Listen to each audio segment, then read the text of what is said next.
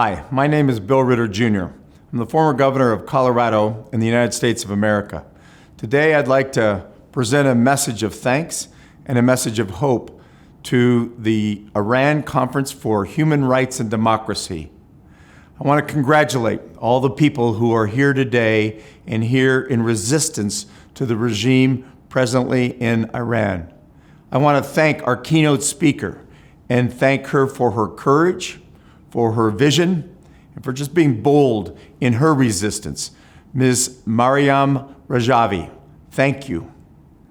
I certainly want to send a message of thanks as well to all the people around the international community who stand in support of the people of Iran, and really send a message as well to the people of Iran who are inside the country and have been part of the protests and part of the resistance which have intensified over time since 2017.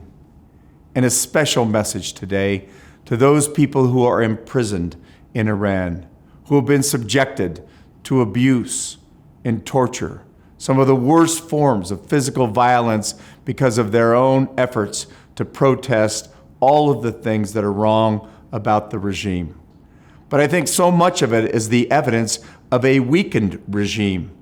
If you think about the intensifying protests since 2017, the efforts of the international community to support the people who have been part of those protests within Iran, the purge of leadership from the regime because of its weakened state, and then really the presidential elections that were recently held in Iran where people protested by not voting, where in Iran it's so important to so much of your own ability to live to demonstrate that you have voted, people who decided not to.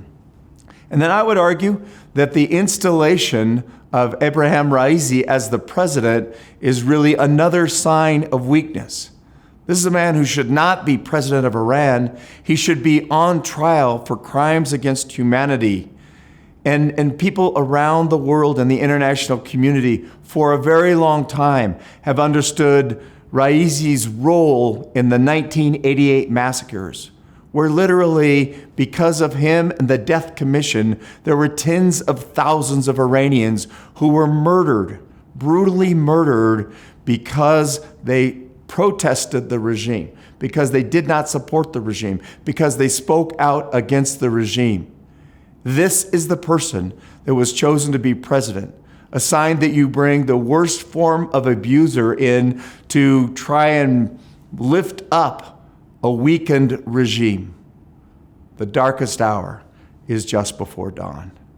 And really, it is a message of hope that you know that the international community stands with the people of Iran. We make a clear distinction between the evils of the regime and the goodness of the people of Iran.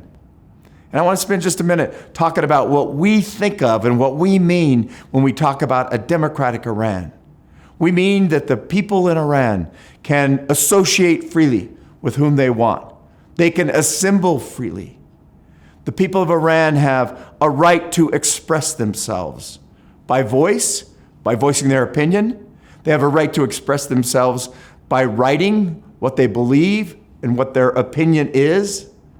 The regime has imprisoned or killed over 800 journalists since 1979. This is not a freedom that can go away. The freedom to be able to write and express yourself is freedom of speech, it's freedom of the press, but also the freedom to exercise your faith, whatever your faith may be, the freedom to vote in free and fair elections. We stand in solidarity with you in the present and in the present struggle. But we are here, and we will do everything we can as part of that international community to ensure there is a different Iran in the future, to ensure that we welcome into the international stage an Iran that looks completely different from the weakened regime of today. We stand with you in your struggle. Thank you.